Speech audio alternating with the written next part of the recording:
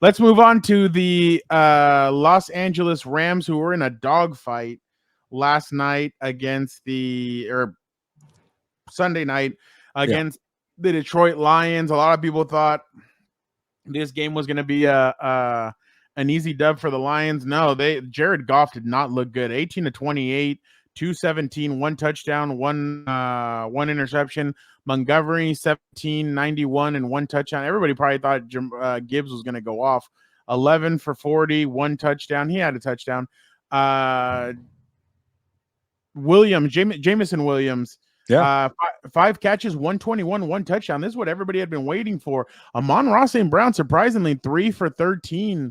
On the other side, I thought Matthew Stafford was willing and dealing. 34 out of 49, 317, one touchdown, one pick. Kyron Williams, 18 carries, 50 for one touchdown. And then Cooper Kupp, back to life, 14 receptions, 110 and one touchdown. But Gilbert, obviously, before we even start with the game, how big of a loss is Puka Nacua going on the IR? Yeah, it's a big-time loss there for losing a big-time player like Puka Nacua. And it was good to see Cooper Kupp kind of, turn back the clock and say, okay, lean on me. I'm the number one wide receiver here again. It's back to 2021, and I'm the Triple Crown winner. So he still has plenty left. But, it's easier when you have two guys like that, and now you only have one. Yes, you have some guys stepping up like a Tyler Johnson or DeMarcus Robinson. But that guy's good. And it's good. Like yesterday, I kept telling people at House of Horns, Rams fans, like, yeah, there's a lot of positives to take from here to fight that hard and go into overtime. But it's like sometimes it's just the way the season breaks and the way your schedule is, and when the injuries come, and suddenly if you don't win, if you win that overtime game, you have some breathing room. And then they lost. I'm not gonna say they blew it. They lost it. They had opportunities to close it out, and they didn't. And by the time they got to overtime, Dave Montgomery show, pound the rock. You're tired. Get off my field. Go home. That's kind of the way it occurred. But you're losing Nacua, you're losing your guard and Avila, you're down to your third string left tackle. Injuries are piling up, and I shouldn't count out the Rams because they fight hard for Sean McVay, and Les Snead tends to find these kind of gems that people don't know about.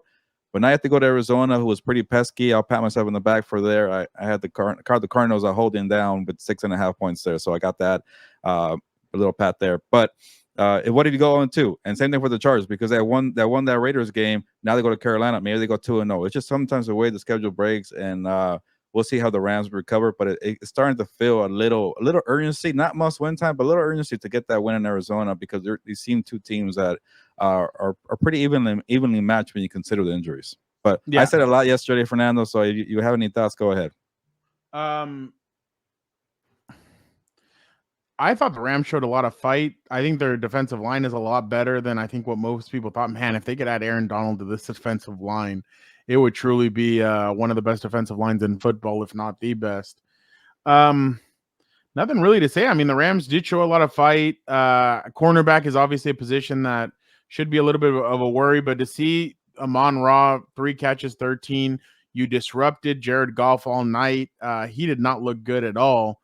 I began starting to question my Super Bowl prediction of the Lions going there, because I honestly started thinking, I'm like, why am I trusting? And I was in the car with Eric and our buddy Dante, and I'm like, I trusted Jared Goff winning a Super Bowl. I'm like, that's not going to happen. Like, the dude's just not. I mean, he's okay, but what was your pick again? Was it Chiefs? Lions over Chiefs.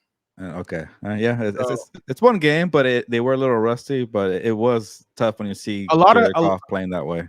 I thought we saw too many the refs too many times. I thought there was a lot of penalties called. I was a little bit Cooper Kupp looked great. I remember I was kind of asking you during training camp, hey, does he look the same to you? Obviously, for this game, he looked the same. Now it's going to get a little bit rough for them, I think, in my opinion. Real quick, Young West is asking you if he's worth saving in fantasy. I think so.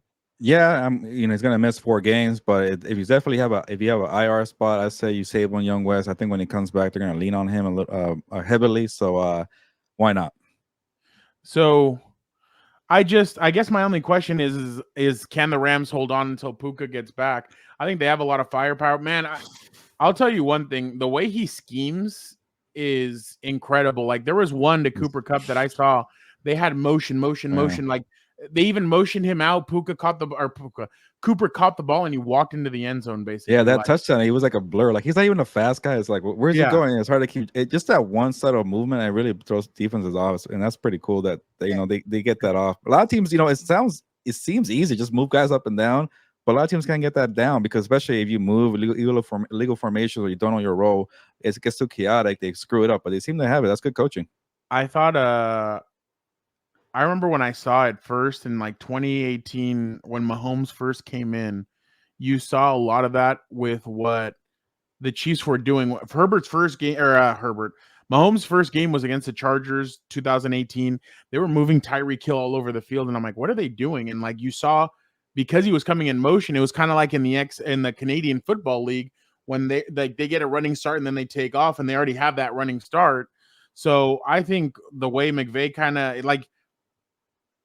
There's a movie called The A-Team. It used to be a show. There's a movie, The A-Team, where it's like the guy, one of the guys says with the Compas Bradley Cooper. Buddy. Oh yeah, exactly. Rampage Jackson. So in that movie, one of the Bradley Cooper says, I know what this guy likes. He gets distracted by flashy things.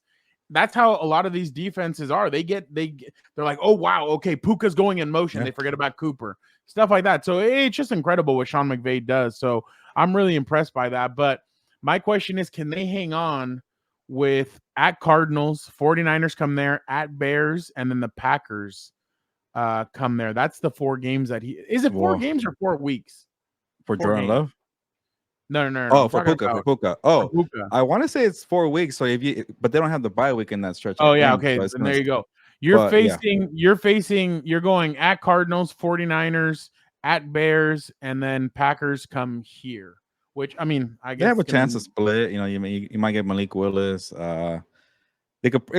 I can still see them. I know the Cardinals are my team for the season, but I can see them beating the Cardinals too. You never know. So they have a chance there to survive. I pity the fool. Gilbert, that's what I'm interested in. I'm interested to see if the Rams can survive.